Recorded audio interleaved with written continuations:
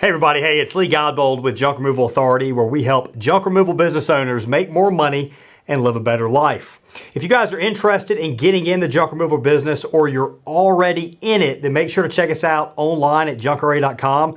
Everything from marketing services to contact center services where we can actually book jobs on your behalf, all the way to our complete business package, the franchise alternative that helps you learn everything that we've learned over the 10, 11, 12 plus years that we've actually been in the junk removal business. Is available, and you can find out more information online at junkra.com. The subject we're going to talk about today is going to be on rising insurance rates. So just the other day I was speaking with somebody and he's buying a junk removal truck from us. And what he said was, hey, I've got these insurance quotes. They're like insane. They wanted something like $18,000 for the year to add this truck. So in addition, it was going to be, to what he's already paying, it was going to be another $18,000, which is extremely high. So he was worried that it was going to put him completely under. These rates have been going up over the last few years. Everybody that has a commercial automotive policy is going to have to pay this higher rate. There's no getting around it. There's plenty of junk out there to be had. People are always in need of the service. So that means we're going to have to pay those rates until some company comes along, potentially, hopefully, probably not, but comes along and actually starts giving us a little bit of a lower rate.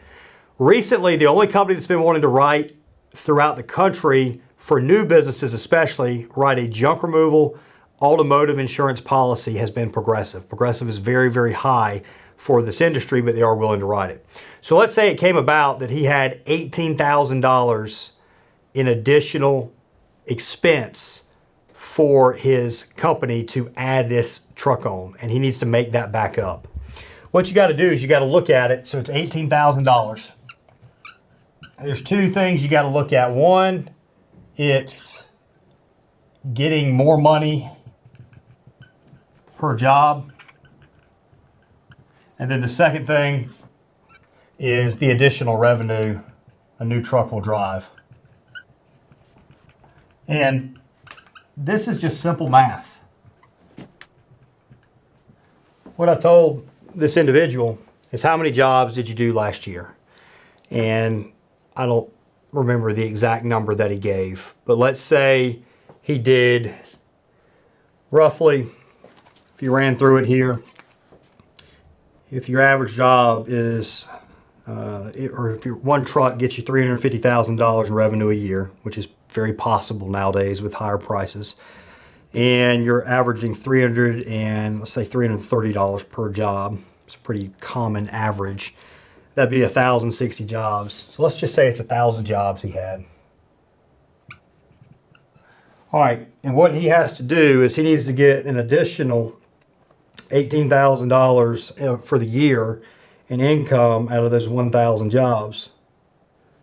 Pretty simple math right there. So you're going to have 18,000 divided by $1,000. He needs to get an additional $18 per job. Now, this increase doesn't look like that big of a deal at this point, because all you have to do is you have to get an additional $18 over the existing customers that you already have to make up for this $18,000 increase in price. This does not even account adding additional revenue, adding additional profit, because you actually have this new truck that's running down the road. This actually applies to things anytime an expense is going up in your business. And right now you have a ton of rising expenses between fuel, insurance, labor costs is going up.